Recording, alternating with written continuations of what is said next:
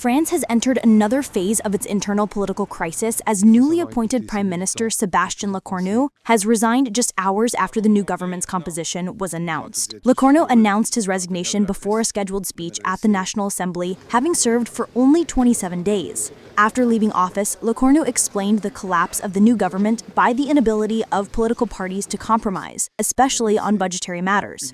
Political parties continue to adopt a stance as if they all have an absolute majority in the National Assembly. And in the end, I found myself in a situation where I was ready for compromise, but each party wants the other to accept its program.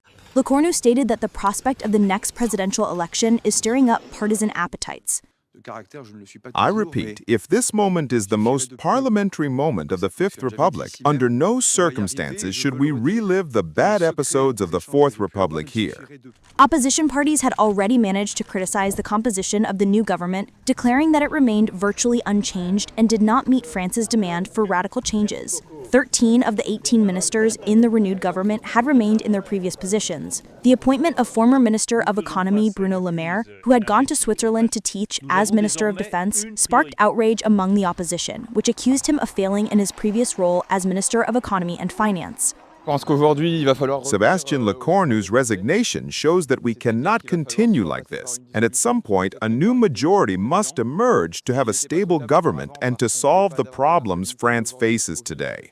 No one had predicted such a scenario. A tweet threatening the government's collapse appeared immediately after the appointment. Bruno Retailleau, who was reconfirmed at Place Beauvais as Minister of the Interior, unexpectedly criticized the composition of Lecornu's chosen team on Sunday evening, stating that it does not reflect the promised break with the past. As it turned out, the criticism was not just coming from the outside, which suggests that the reappointment of the former economy minister was also unexpected for the team. On Monday morning, Bruno Retailleau convened a meeting of his party strategy committee to decide whether Republican ministers should remain in their posts. This will not come cheap for the Republicans. Leaving the government just hours after agreeing to participate in it means opening the door to disorder and chaos, declared Minister of Culture Rachida Dati. The public is no longer surprised by the successive resignations of governments. I was expecting it because President Macron doesn't listen to anything, and it took a month to reappoint a government that is almost the same as the previous one.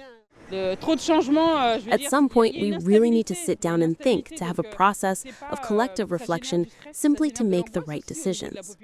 Jean-Luc Mélenchon, the leader of the left-wing French party, immediately called on deputies to put the issue of French President Emmanuel Macron's impeachment on the agenda, while Jordan Bardella, leader of the far-right National Rally Party, proposed holding a snap parliamentary election. France found itself in a political crisis after President Emmanuel Macron dissolved the National Assembly in July 2024 and called for snap parliamentary elections. The reason was the victory of the far-right National Rally Party in the earlier European Parliament elections. The two-round elections became a defeat for Macron's allies. The left-wing New Popular Front came in first in terms of votes, and although Le Pen's party dropped to third place after the two rounds, it significantly expanded its presence in Parliament, securing 124 seats.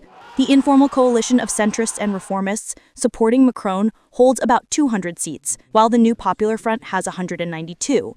Under these conditions, the government has found itself completely dependent on the opposition. Mary Daniellen, ReOpen Media.